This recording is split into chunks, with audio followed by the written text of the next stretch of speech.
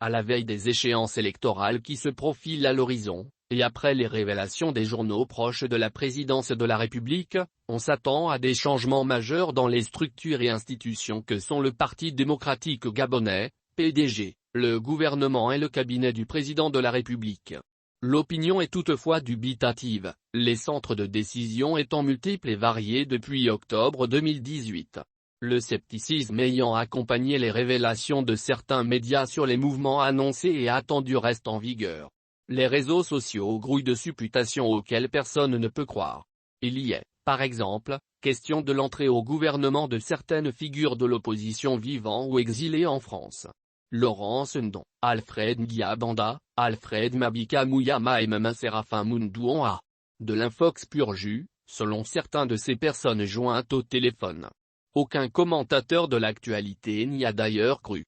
Cependant, au Parti démocratique gabonais, PDG, le secrétaire général, Steven Ego Dieko, a indiqué lors de sa tournée de prise de contact, en juillet dernier, avec les structures de base de sa formation politique dans le Grand Libreville que des changements vont intervenir dans tous les organes du parti, aussi bien au conseil consultatif des sages, au bureau politique et que parmi les responsables provinciaux, départementaux, communaux, d'arrondissement et des fédérations.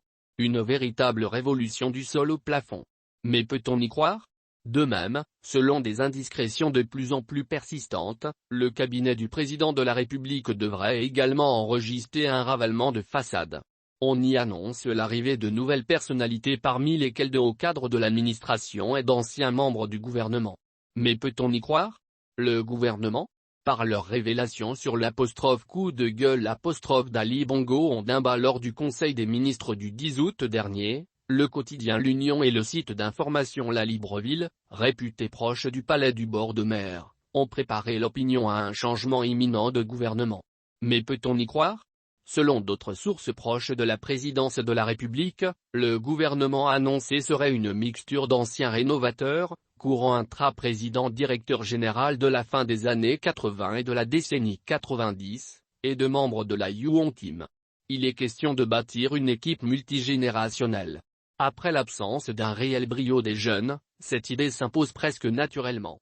Il faut bien que la machine gouvernementale retrouve plus d'allant pour faire bouger les lignes aussi souvent que nécessaire, en tout cas de manière plus lisible qu'aujourd'hui.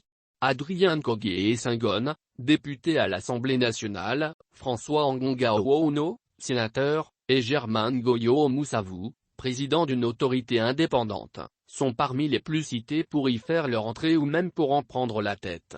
Si l'idée de ramener les anciens amis d'Ali Bongo aux commandes est bonne selon certains, l'opinion reste toutefois dubitative sur sa faisabilité. Moult fois, en effet, de tels changements ont été annoncés, et ne sont pas matérialisés. Les mêmes équipes étant généralement reconduites. Le scepticisme populaire tient aussi de ce que les centres de décision sont nombreux. Il suffit que l'un des centres de décision ne soit pas en accord avec un autre pour que le projet annoncé fasse chou blanc. C'est pourquoi les Gabonais sont, de plus en plus, des adeptes de Saint Thomas. Ils ne croient plus tant qu'ils n'ont pas vu. Si toutefois, cela devait se faire, il serait bien que le gouvernement mette les besoins primaires des populations au cœur de son action, souhaite un leader syndical de la fonction publique.